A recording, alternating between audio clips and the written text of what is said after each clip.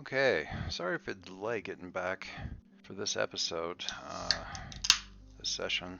We've had a little bit of springtime is crazy in my house. My wife does a lot of travel for work every spring, so kind of soloing the dungeon right now in real life. So that is just how that works. So that's what's going on right now. Things are very busy, but we are getting back to this. So when we last left, Earl, he'd sort of he and the crew had sort of inadvertently screwed things up a little bit in that in trying to get through Meridian Station, which has been let's say overrun, at least in some portion. Let's say overrun by the hubris of the inhabitants of Meridian Station. We had to make it from ring to ring to ring on the system, or on the station rather, and opted to do that by exiting an airlock and walking across the outside edge of the station, as shown here in this picture. So that's all fine, except for the part where we also inadvertently rolled a failure on doing that, and our pay the price oracle is indicating your action causes collateral damage or has an unintended effect. And what that's done is it's alerted these tech zombies to the systems that allow them to exit the station and get to other portions of the station on the outside. They're not particularly hindered by the lack of oxygen, as we might be. We're in suits. So unbeknownst to Earl and his friends, he has unleashed further tech zombie hijinks on the rest of Meridian Station. But we don't know that yet. So we're just going to continue on our merry way as we march along here. So we started out in this outer ring on the far. So the station itself, sort of one main core station body. The solar shield that on the one end that's sort of shielding it from all of the craziness of the star itself, and then away from the solar shield at the other end, a series of turning rings, spinning rings, three of them, as shown, with the Zebulon Harding docked out here on the far end, even though there's a pretty clearly shown indicator right here that there's also a dock in the central part of the station. We hadn't tried to dock there because the security is probably going to be a lot higher, so we decided we're going to come out from the outside, which is fine, except for the zombies. Good plan, except for the zombies. Probably going to have to relocate Zeb at some point during this, but for right now, just having them stay put. Although Earl will radio back to Zeb on a closed line and say, Zeb, make sure that your outer locks are secure. There is a technologically based biological contagion. I think that means it's going to be a risk to you as well as anything else. So no communications, no direct line communications into the station. Anything, scour anything coming in on any kind of radio signal, and don't let anything in. And if it comes right down to it, if you got to make a decision between something getting on board and disconnecting from the station and floating free, choose option 2. Get loose. We'll figure out how to get back with you later. Do you understand, Zeb? Yes, Earl, I understand that. I will absolutely do that. At this point in time, do not have anything that is attempting to access the ship. I am going to roll to gather information while this is going on, though, because I'm curious about something. So let's get Earl up here, and we're going to just roll a quick gather information, possibly a secure an advantage. Which one do I want to do here? I'll switch to Oracles by accident. Secure an advantage. Assess the situation. Yeah, I'm going to do this. So I'm going to roll a security. So do let me know if anything weird is starting to come up, though. All right, Zeb? I will absolutely do that. And I'm going to secure an advantage right now. So we'll hit rolling with supply and see what we get on the secure an advantage roll here. That, over here and take a look at the results. That is a strong hit on the secure an advantage. So on a strong hit, you can take both of these things, +2 momentum and a +1 on my next move. That's fine. But more to the point, like, you get some sort of advantage. So I think that we are going to, I would say about, stations are big. Let's say about a half an hour after that conversation, Zeb gets back in touch with Earl and says, Earl, I've gained some information. Well, all right, lay it on me. Any kind of radio traffic or anything like that? No, nothing like that. But I've been monitoring your location, and I have noticed additional activity at the same airlock that you exited. What do you mean activity? I mean additional individuals have exited the station, and they seem to be moving in several locations across the outer hull of the station. Some are following the same path that you are following, others are not. You're saying that other people came out of the same airlock as us? How many did you see? It's difficult to tell. They're not, you don't, they don't have the easy radio transponders that I have for being able to access your locations, but more than you, more than the few that you, enough for me to notice from here. So over a dozen. Arnav, did you see anything back in that supply station that would indicate there was enough spacesuits to cover over a dozen people? No, I didn't. Then again, those things didn't look like they maybe need a spacesuit anymore. No, I didn't figure that'd be. All right, we better move, people. All right, so what we are going to do, that's secure an advantage. So I'm going to take a +1 on my next move, but I'm also going to give myself a couple more momentum. That's great. Actually, did that? I think I did get another momentum. Pretty sure I do. When my overseer, secure an advantage, take an additional +1 momentum on the hit. So that's cool. I'm up to 7 on momentum, so that's not too bad.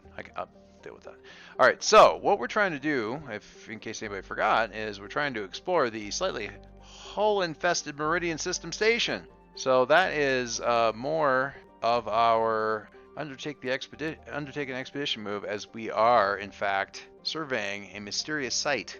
Not traveling through perilous space, but they've done it. I would say Sean's done a really nice job of kind of rolling. I've had the opportunity to go back a little bit to Ironsworn and the Delve book, and Delve is great, and I did great work with the Delve book in the Ravenloft series.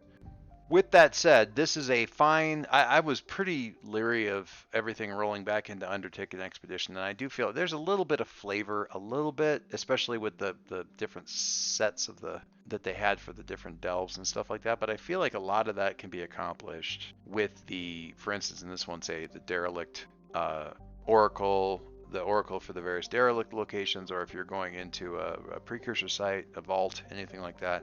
I think you'd be able to get pretty far that way using a lot of tables. I have very much begun to learn the joy of a good oracle table, a spark table, anything like that. I've been messing around a lot with Electric Bastionland, and I think I've been looking at a lot of sort of solo RPG stuff, because I'm looking to continue to do additional solo stuff after this wraps up, something that I can share with everybody, in lots of different things. And some of it even says that it's inspired by Ironsworn, which is great, but I think people kind of miss the point of what makes Ironsworn work. I've kind of gone off topic here. You're just going to have to deal with this because it's late and I haven't had any coffee today, so my ADHD is in full effect. So I'm going to dive down wherever. I'm just following the cartoony whiff of the dopamine, and that's where it's going to take me. So I feel like I see these you'll see in various game systems, like there'll be like a little expansion, like play this thing solo.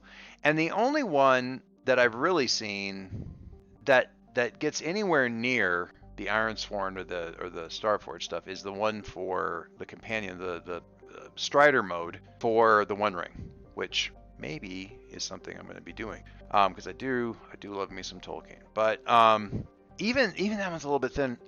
I gotta go take another look at it, but so many of these solo little add-ons just say there's a couple of just the very bare bones oracles. As an example here, the most robust oracle for solo play that I have seen is essentially the Ask the Oracle stuff that I'm showing you right here, where it's like, okay, if it's almost certain, then here's your spread for yes/no questions, and it's just a spread of yes/no questions. Maybe you get a table that's roughly analogous to the action theme and or the descriptor focus pairs. Maybe, big maybe, because you're looking at one page. Because basically what it says is make it up as you go along, and if you're stuck, here's an oracle to answer yes or no questions. Random. I could fucking flip a coin for that. That's not. How often does, in all seriousness, how often out of all the oracles that I used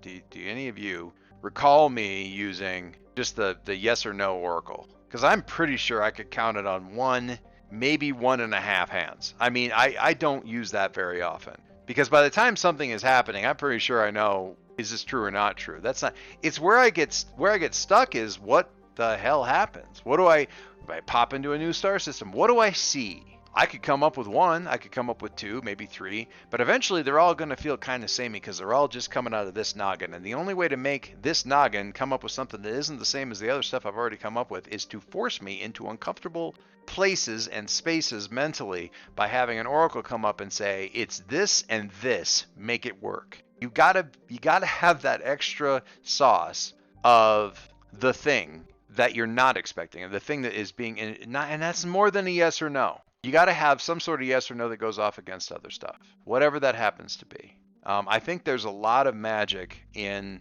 I didn't initially appreciate the action plus theme stuff, but you can get a lot of mileage out of just this action and theme table, because and one or the other isn't enough.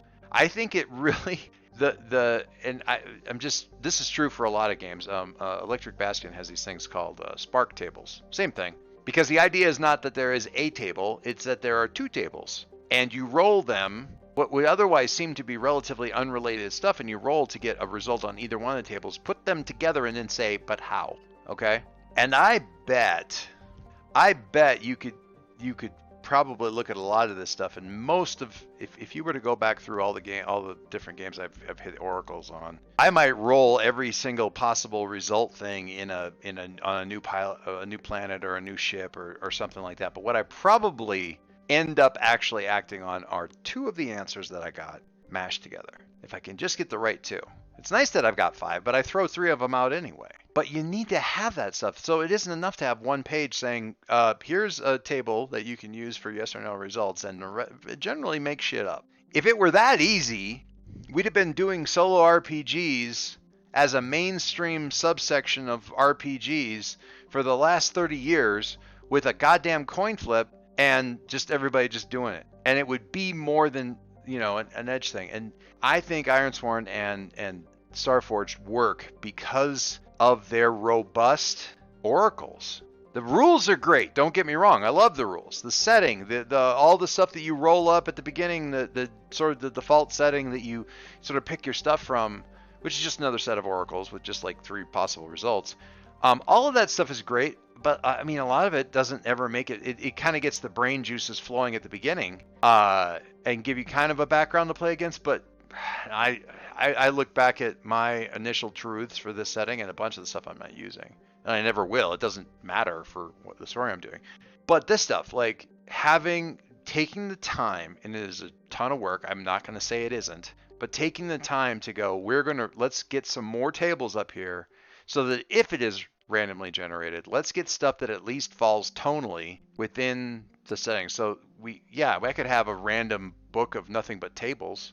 I've got some around here, like for character names and stuff like that, and that's fine. But if I were to make a crap ton of tables for random stuff in a fantasy setting, or for that matter, steal Ironsworn's thing and use that for another game, I'm just going to get something that feels a lot like Ironsworn. Or it's going to be generic-y fantasy. If I want I need to take the time to build the tables that match the feel of the world that I'm trying to get. So, people, if you're making up a solo rule set for, you've got this game that you absolutely love that somebody else made, but you want to add to that by coming up with like this little, itch.io thing that's like a solo rule set for the thing. You need to do I think you don't need to do whatever. I'm not your boss, but for really truly fanatical success with people that were just saying, I heart this thing so much, you got to put in more than flip a coin and make shit up. You need to, take the time to put some paired tables up there that are going to generate stuff, and then check those so that all these different possible weird combinations match the tone and flavor of what you're trying to do. Google OSR Spark tables and you'll probably get some people who are writing essays and stuff about that. Look at the tables in Starforged. I went off the rails on this. I apologize. But I don't know. I don't do a lot of the solo journaling games for this reason. And the one that I've actually had some success with, I'm not going to go and dig the book out right now, is is a 1,000-year-old vampire. That has a lot of very robust result tables. Okay, so if I get a result, I know what I need to be writing and journaling and getting down here and stuff like that, because it doesn't tell me what happens, but it gives me more than it gives me more. It gives me enough that I can spend some stuff off of. And I also, the only other solo journaling game that I've looked at and said maybe has been one called Colossal, and I don't have any particular thing against Colossal. It's a really neat setting. I freaking love it. My kids love it. It's got all kinds of flavor. And maybe I haven't quite given it the chance that I need to, but it doesn't give me, by comparison to 1,000-Year-Old Vampire, it doesn't give me as much depth on the prompts that I've got. It's not nothing. It's not nothing. I don't want to say that. And you should definitely check it out, at least if you have any interest in solo journaling stuff. Journaling type RPGs. It's cool, and it's got like a combat system to it that is it's a lot closer to an RPG than just sort of a journaling prompt book. But sometimes it feels a lot like a journaling prompt book, and I want more than that, right? I want that mechanic and a little, feed me a little bit more, just a little bit more. Maybe I'm just being a whiny bugger about it, but okay, whatever. Make fun of me then. It's my video. I get to say what I want. But this just, once again, putting Starforged and Ironsworn up on a pedestal, because I think that's really, people don't realize how much of the good in this game comes from those oracles. I didn't initially. I liked the dice mechanic, and I said, okay, well, that's kind of cool. I'm just not going to really worry about the rest. And then when I actually played it, I was like, oh, I need this. I need this for the solo play. And it makes the solo play good. The game is constantly, as I believe I have demonstrated many, many times, this game constantly surprises me, okay? And you need that, or why play? If you know what's going to happen already, if the game's not going to surprise you, there's very little reason to play. If it's a foregone conclusion, I'm not interested. And if the conclusion is meaningless in any game, I'm also not interested. See also Chutes and Ladders or Candyland, which I had when my kids were little. It's like, yeah, I can get them their first little board game. Those things are god-awful. This is completely random. It doesn't completely meaningless. It's the same reason I don't like playing Flux, because you can plan all you want and the rules completely change. And I mean, to me, it feels just like those other two games, because everybody keeps playing cards until, by dumb luck, somebody wins. If you manage to keep track of the rule changes enough to notice. Boy, I am all over the place tonight. So yeah, you want the game to make sense, have risk, and surprise you. And the last part is the hardest, I think, for a solo game. There has to be enough coming in that you weren't already going to come up with for the result to go, oh God, and have these revelations and these light bulbs going off. Okay, sorry, tangent.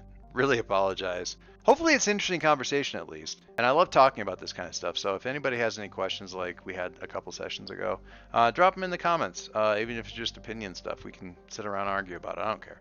All right, so where were we? Where were we? I seriously don't remember. All right, so our progress is we're trying to get through the slightly hull-infested Meridian System Station.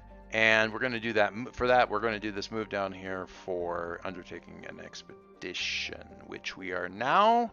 I don't want to move at speed, but I feel like we are moving at speed, right? Because we're rolling at. We're like, things are coming out behind us. We need to move along. Are we speeding along, or are we trying not to be noticed? Or are we staying vigilant? Making sure they're not coming up behind us. Seems vigilant. Making sure that nobody sees us coming, shadow. Hurry, edge. I don't think we're at a point where I'm rolling edge yet. This still feels like a wits thing. We're on the outer edge of the station. This is a kind of a situation where a screw up can be fatal. I think that we are being vigilant. We are being careful. We are moving along using our wits. And now also looking over our shoulder. So there's that. And that's that. Let's find out what we got. And that is a miss. I don't think I want another miss. That doesn't sound fun for me. I can burn momentum.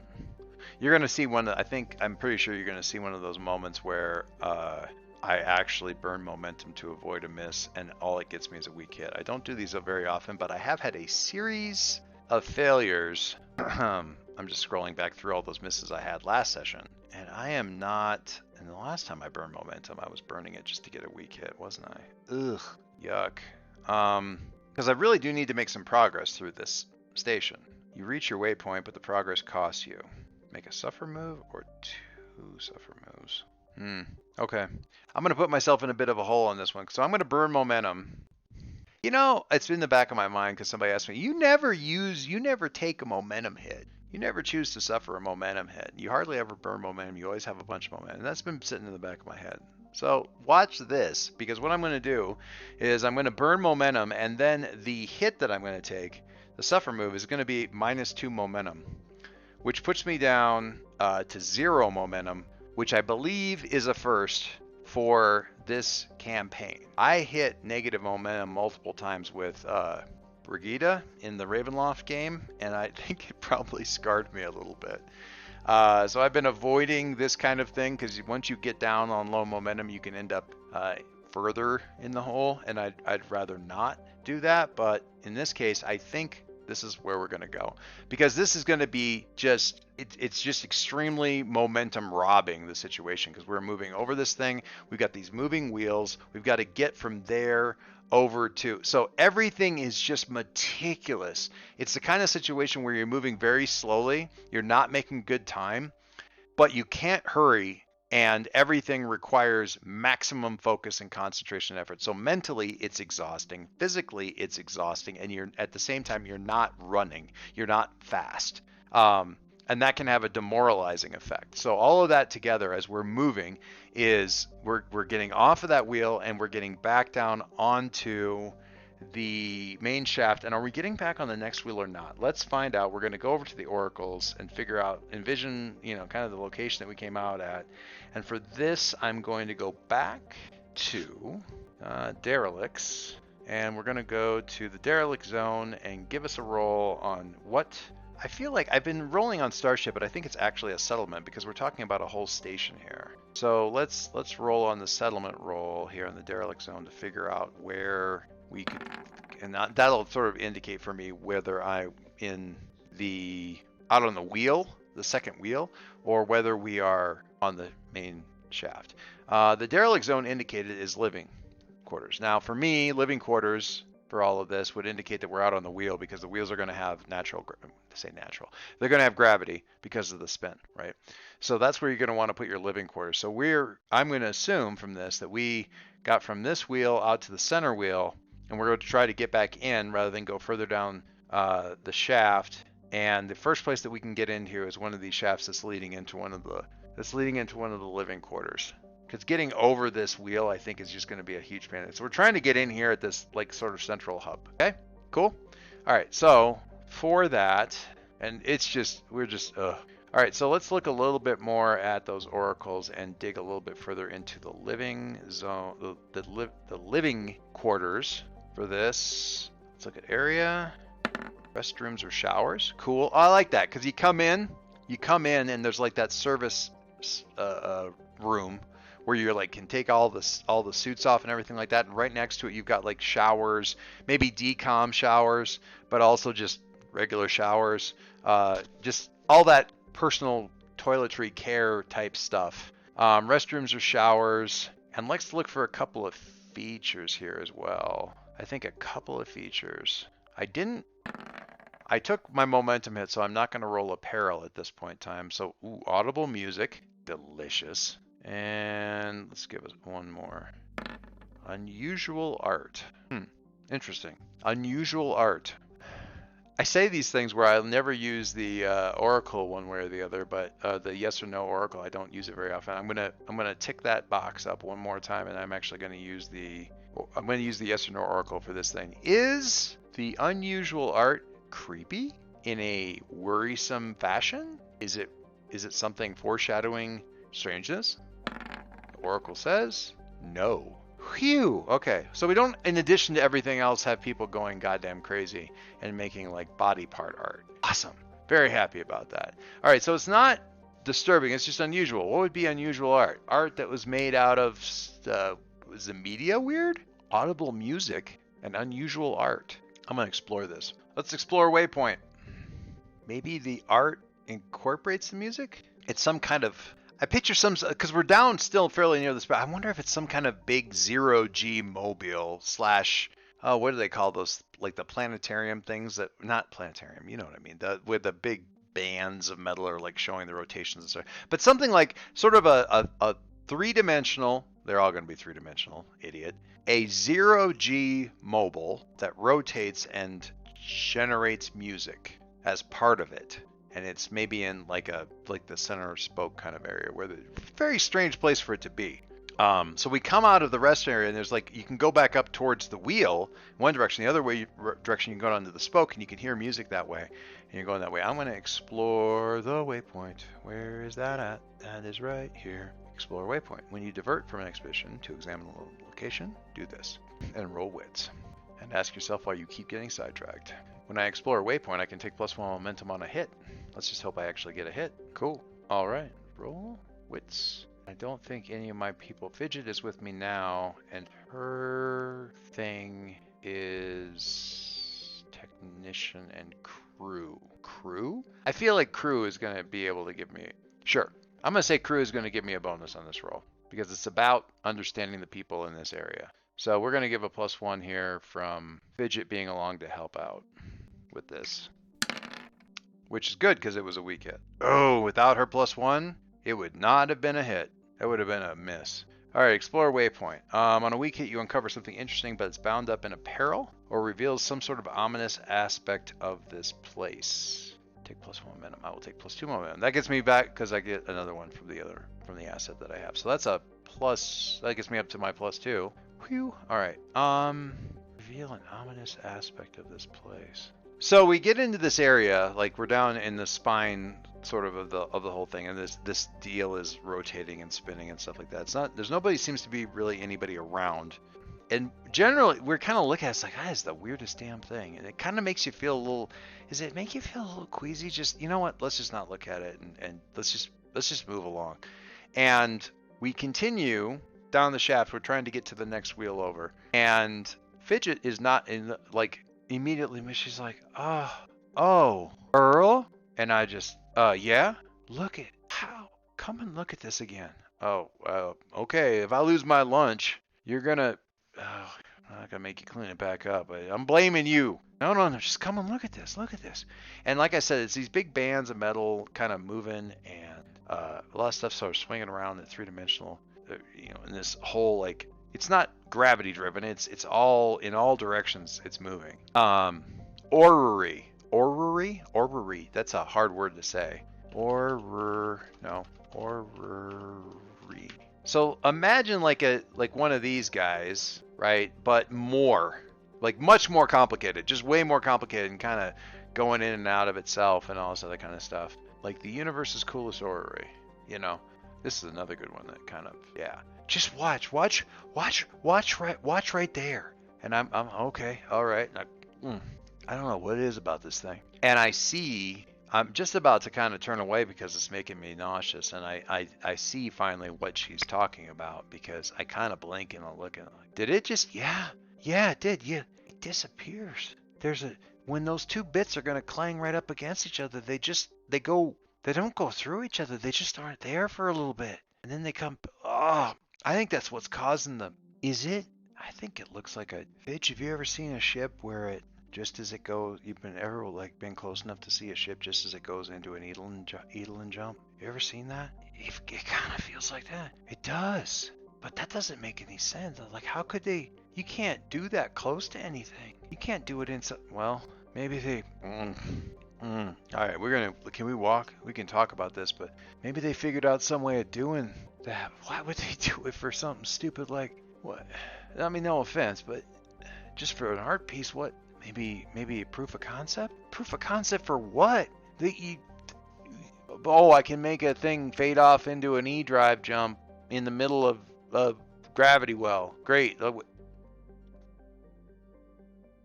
Oh shit. They could make gates or something. I think they're trying to get where people can just use them on a planet or in a station. How would you know where you're coming out? All right, that is a headache and possibly a gut emptying for another day. All right, so we're gonna so you uncover something interesting, but it reveals an ominous aspect of this place. I think we hit that target. And meanwhile, we're going to go over here and mark progress. Yeah, we're going to mark progress on getting through the station. We're up to a whopping 4. That could be moving along a little bit faster. And we are going to, I'm going to do one more. I kind of went pretty far afield on that one rambling, so I apologize, but I'm not going to get very far on this. We're going to explore one more waypoint, not explore the waypoint. We're going to do one more, undertake the expedition, and keep moving along here. And now we are moving stealthily. I'm going to say stealthily. Listen, we've got Earl, who is pretty stealthy. We got Asana, who's a thief. And we have Arnav, who is an agent. Moving covertly is sort of in our nature. So I'm going to keep under the radar and move along that way. See what we get. Oh, well, that is just about how these things have been going. That is a miss with a match. That is an unrecoverable miss with a match on undertaking the expedition. Solid. All right. On a miss, you are waylaid by a crisis or arrive at a waypoint to confront an immediate hardship or threat. Do not mark progress and pay the price. And it is a miss with a match, which means I get to double down like crazy on that. Oh boy, there isn't anything I can do about that guy. All right, pay the price. Get some idea of what we're talking about here.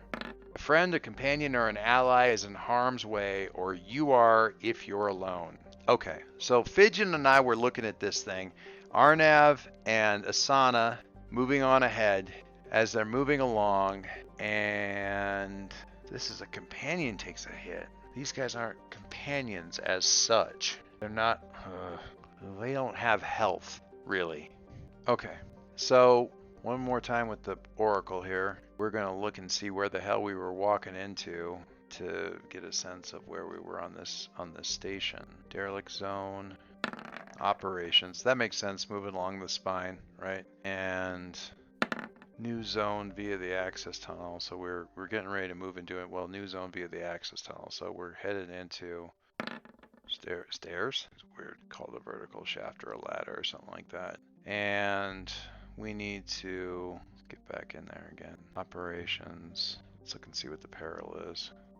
External threat. Sensors indicate the arrival of an external threat. Super. And let's just do one more peril. Discouraging evidence of failed plans or defenses. Who gets hurt? Is it Arnav? Do they both get hurt? Both Arnav and Asana get hurt. No. Who gets hurt? Is it Arnav? No, it's Asana. Okay. Shit.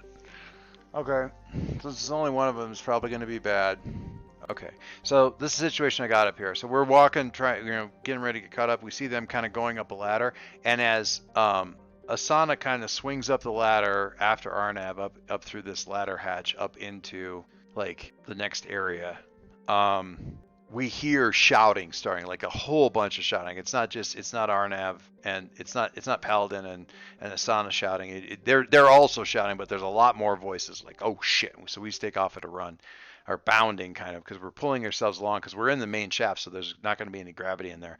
We're pulling ourselves along, and that's all happening. And there's just a lot of screaming of like put it down, show me your neck. And how'd you get in here? Who are you? And all this screaming. A lot of just a bad situation. Now, Asana is a thief. And she is not somebody, I think, who sticks and settles in for a long brawl when it looks like the shit's about to hit the fan. She comes at it from an angle. She retreats to come at it from another day. Something like that.